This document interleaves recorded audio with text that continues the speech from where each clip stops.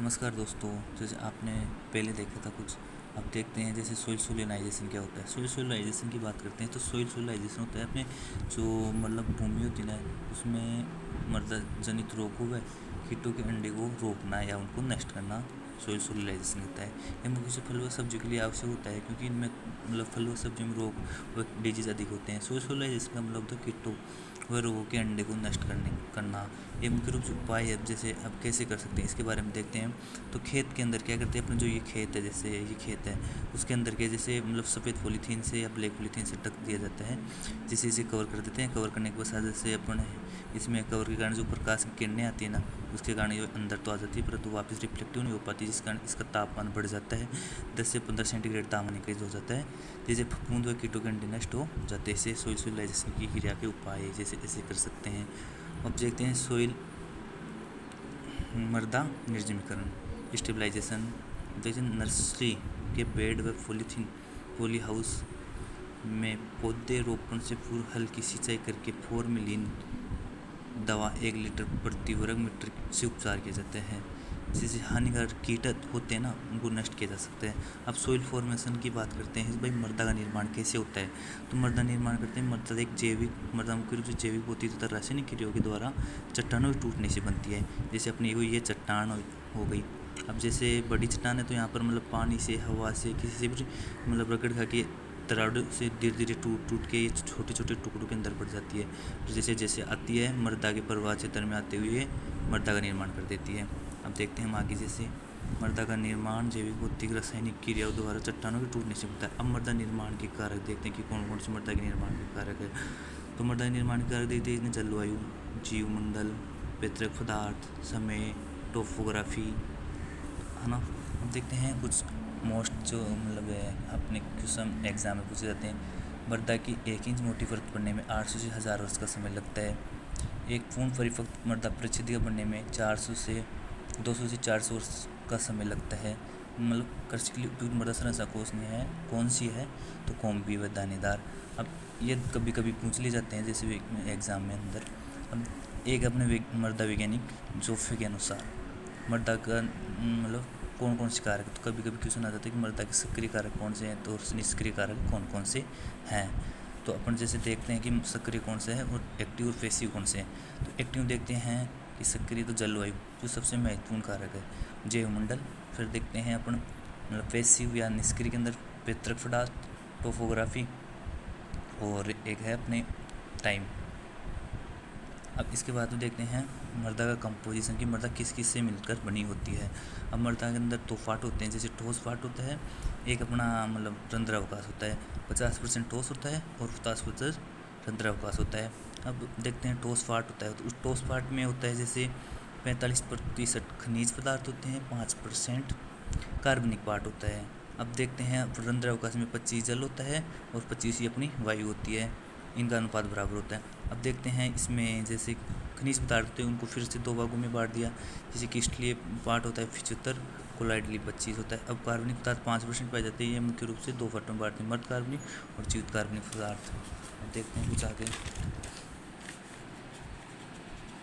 Soil का composition की बात करते हैं, उसे थोड़ी सी डायग्राम के माध्यम से समझ लेते हैं। जैसे सोइल का कंपोजिशन जैसे 45% की बात करते हैं तो इसमें खनिज पदार्थ होते हैं और 5% कार्बनिक पदार्थ होते हैं, 25 एयर होती है और 25 ही अपनी वाटर होता है।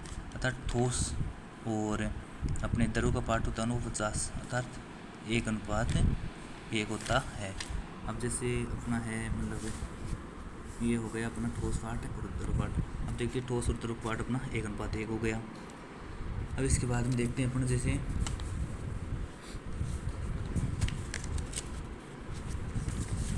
कुछ और है थोड़े से। अब देखते हैं अपने जो सोइल कोलाइड्स की देखते हैं।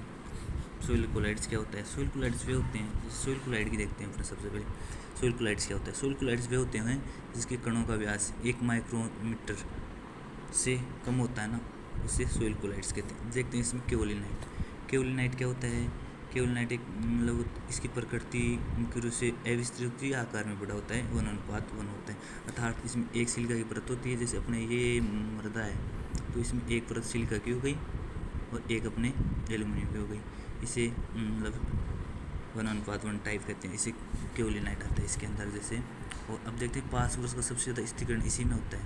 अब देखते हैं मोल्टमोलिनाइट, विस्तृत प्रकृति होती है और 2:1 टाइप होता है। अर्थात इसमें 2 सिलिका होती है, जैसे अपनी ये हो गई, इसमें 2 सिलिका हो गई, जैसे अपना खेत है ये, तो इसमें खेत में देखते हैं तो इसमें 2 सिलिका की परत हो गई, एक एल्यूमिनियम की हो गई और ये सिलिका फिर से हो गई। ये है काली कपास मृदाओं में पाया जाता है, जिस कारण ये मृदाएं फैलने और सिकुड़ने की क्षमता पाई जाती है, जिसे में दरारें पड़ जाती है। इसमें क्रैकिंग की समस्या पाई जाती है। ये मोस्ट है, कभी पिछली बार पूछा गया था।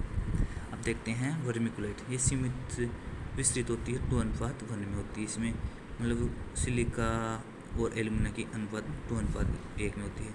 मृदा में सिलिकेट क्ले मिनरल्स व ह्यूमस प्रकृति के कोलाइड होते हैं। अब देखते हैं 2:2, जिसमें 2 सिलिका होते हैं और 2 ही एल्यूमिनियम होते हैं, उसे 2:1 कहते हैं। अब देखते हैं अपन जैसे मृदा के धन आयन विनिमय क्षमता का क्रम देखते हैं, CEC। सबसे पहले देखते हैं ह्यूमस देखते हैं, उसकी होती है 200 से कम। फिर देखते हैं वर्मिकुलाइट की होती है अपने 100 से 150 तक, है ना। और फिर अब देखते हैं मोल्टमोलिनाइट की देखते हैं तो इसकी होती है ये, और अपने केओलिनाइट की सबसे ज़्यादा अपनी होती है ह्यूमस। उसके बाद में देखते हैं तो होती है वर्मिकुलाइट की, फिर मोल्टमोलिनाइट की और फिर केओलिनाइट की होती है। पृथ्वी की सतह पर सबसे अधिक फेल्सपार खनिज पदार्थ होता है या अधिक होता है। मृदा में सबसे अधिक क्वार्ट्ज खनिज पाया जाता है। क्वार्ट्ज का सबसे कम और डोलोमाइट का सबसे अधिक विघटन होता है। पृथ्वी की सतह पर सर्वाधिक मात्रा में पाया जाने वाला तत्व